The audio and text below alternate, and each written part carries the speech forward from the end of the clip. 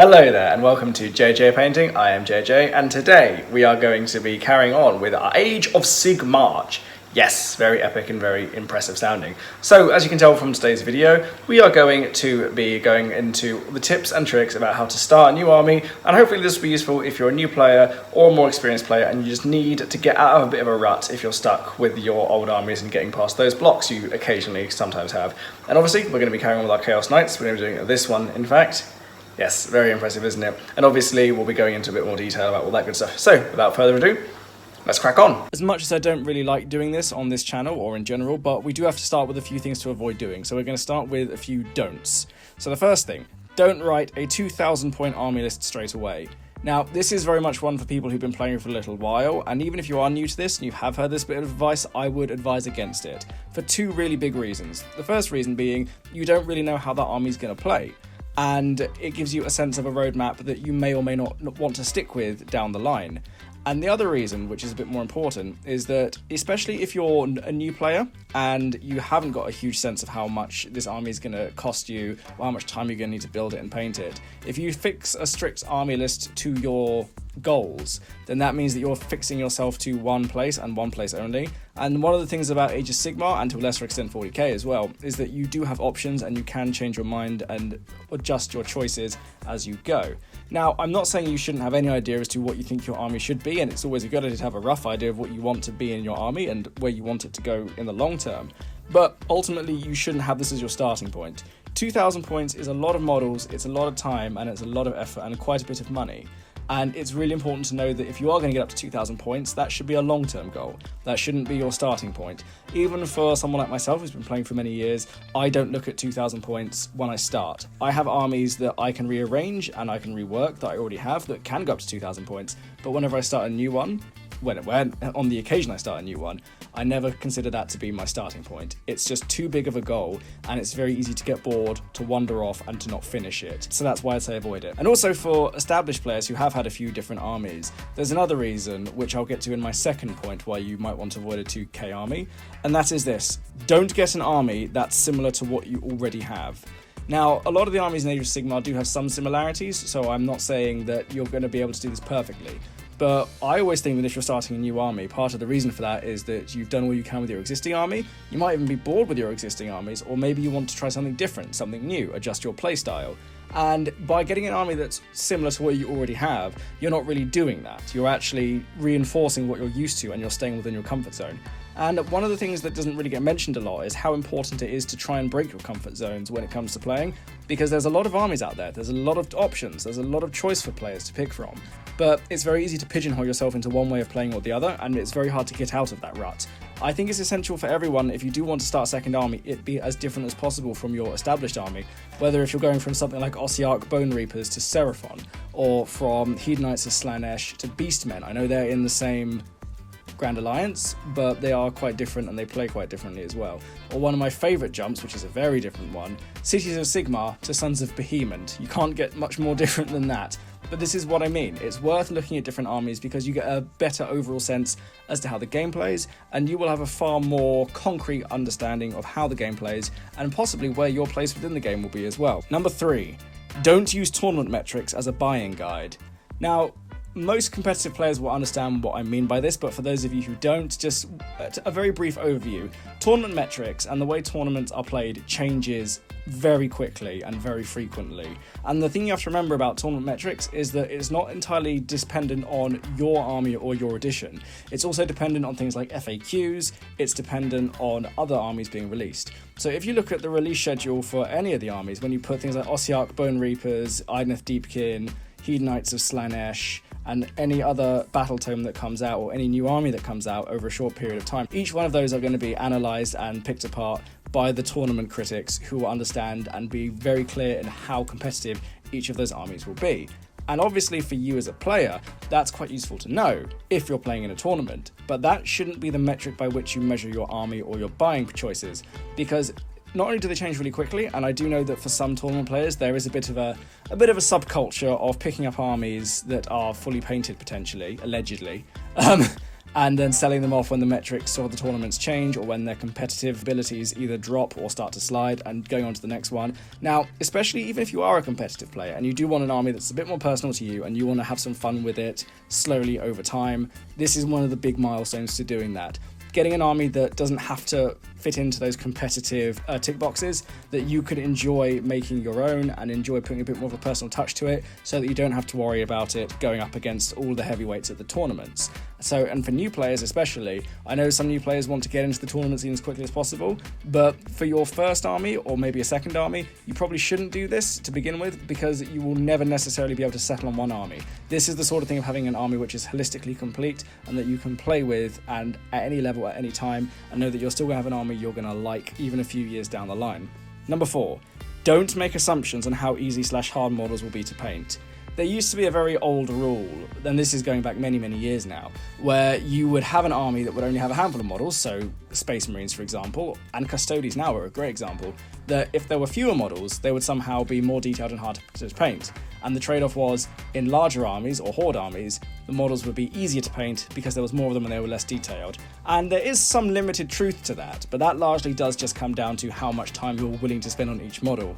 You could spend as much time on a Guardsman or a Gretchen as you could on a Custodian or a Chapter Master or even an Imperial Knight if you're really going to go into a lot of detail. But the truth is that there's no metric and there's no designation as to how much effort or how much detail each model has based entirely on the army it's in. And this is a really important thing. Some people are turned off certain armies purely because of the models, and if it's just because you don't like the models, that's fine. But if it's because you think the colour schemes are going to be too difficult for you, that's a different matter entirely. And I think it's worth mentioning to most players out there that most colour schemes are only going to be as challenging as you think they're going to be.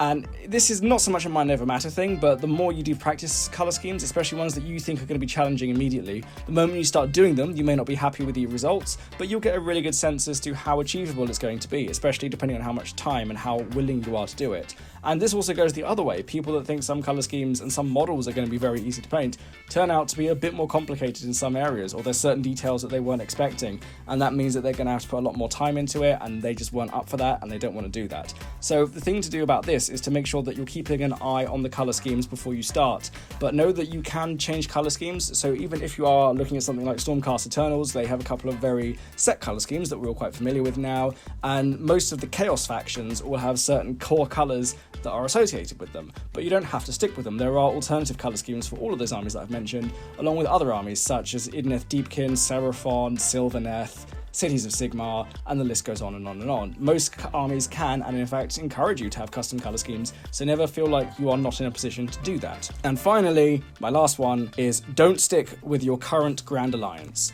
So for new players, this doesn't apply to you a huge amount unless you've only got the Soul Wars box, so you've probably got either a Nighthaunt or a Stormcast army. Don't stick with that Grand Alliance, because the Grand Alliances themselves don't have a strictly set way of playing, but because a lot of the aesthetic, a lot of the tone, and a lot of the way those armies do work together do mean that you're playing in a very familiar ground. Whereas if you go beyond your current Grand Alliance, you will find yourself with a very different playstyle.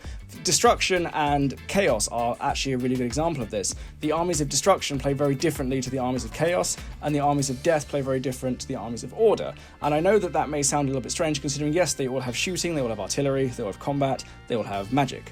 But at the same time, a lot of the aesthetic and the way those things are implemented on the tabletop is very different. The important thing to remember is that those Grand Alliances do bring a lot of things in common to the armies, whereas when you move outside of them, those things start to decrease and you will find yourself in a new area playing with new models in a very different way. And that's a good thing. You shouldn't be afraid to move outside of your comfort zone with the Grand Alliances, and you should feel encouraged to take risks and do things that you wouldn't have thought of. And changing Grand Alliances is a good way, because it will stop you from falling back into old tropes like I was saying at the beginning that are similar to what you already have. And there is another reason for this, but we'll get to shortly. Now that I'm done with all the don'ts and all the things you shouldn't do, let's get on to some things that you should do. Do, obviously, start small.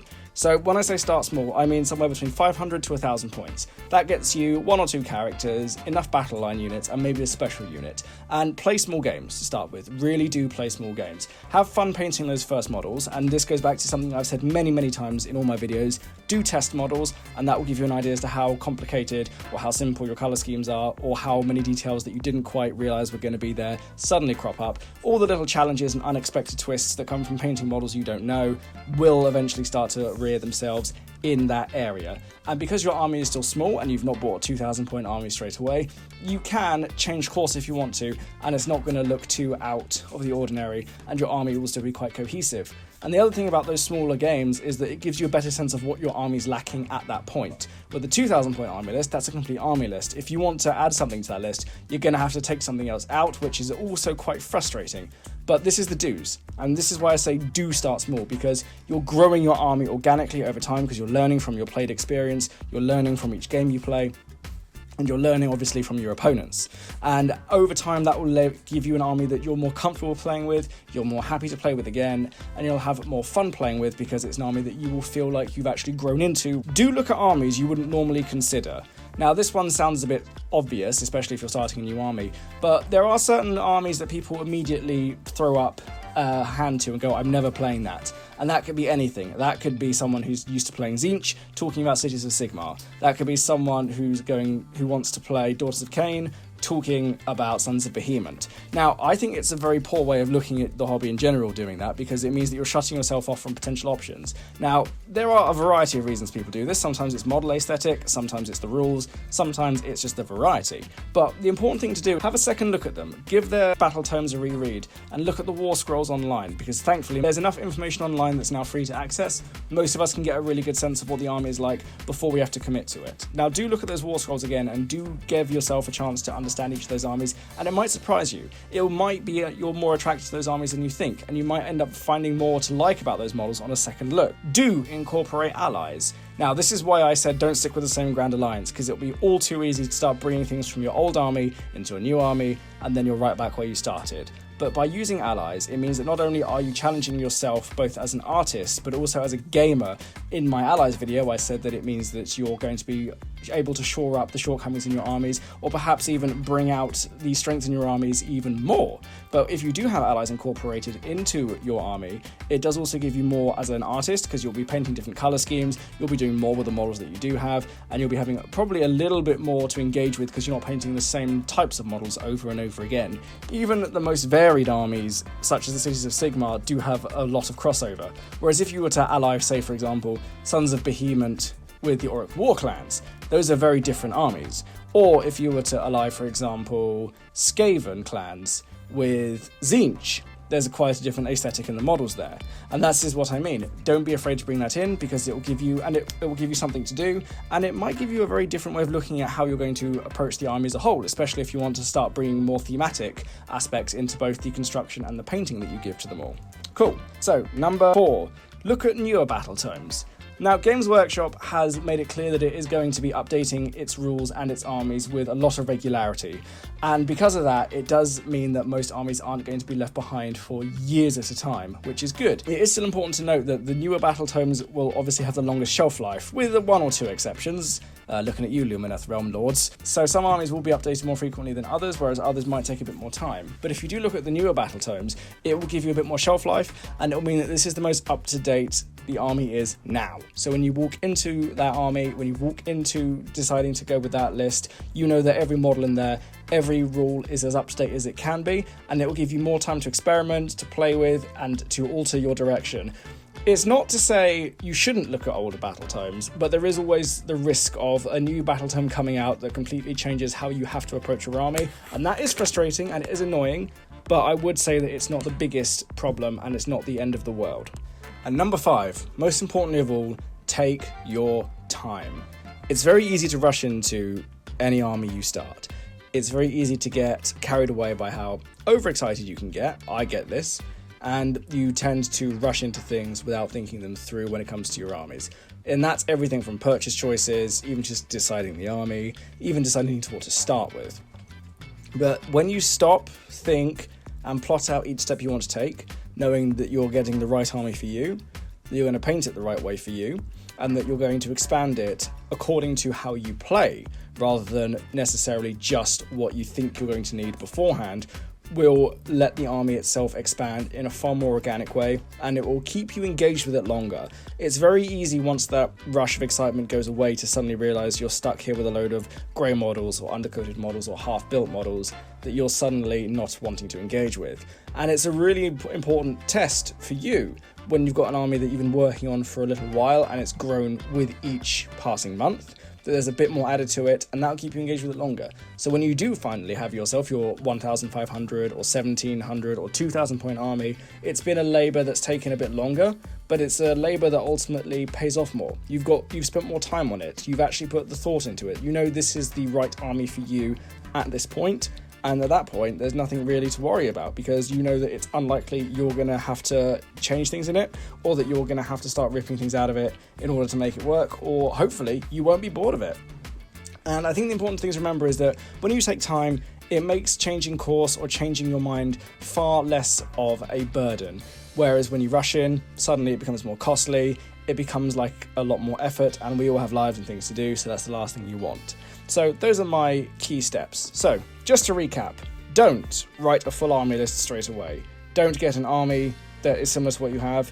Don't use tournament metrics. Don't make assumptions on how easy or hard models will be to paint, and don't stick with your current Grand Alliance. Do start small with 500 to 1,000 points. And just to be clear here, for newer players, I'd say start at the lower metric, because if you're very new to Age of Sigmar, the last thing you're going to want to do is stretch too far, especially if for yourself you don't necessarily know how much you want to invest in the hobby, and that's something to bear in mind as well. And make sure that if you are going to invest more in the hobby, that you're investing in something you actually want. Do look at armies you wouldn't normally consider. Do incorporate allies, do look at newer battle tomes, and absolutely do take your time. But as ever, I want to leave it to you guys. Let me know what you think. Is there more to be said about things to starting off a new army in Age of Sigmar? Are there other things that I should have mentioned? Is there more to be said about certain areas of this? As always, let me know your thoughts. I look forward to hearing from you. So I hope you guys found that helpful, interesting and useful. So leave your comments below what you thought. Check out the website and tell me what you think of that as well. Like, subscribe, all that good YouTube shilly stuff. Goodbye and have a lovely day.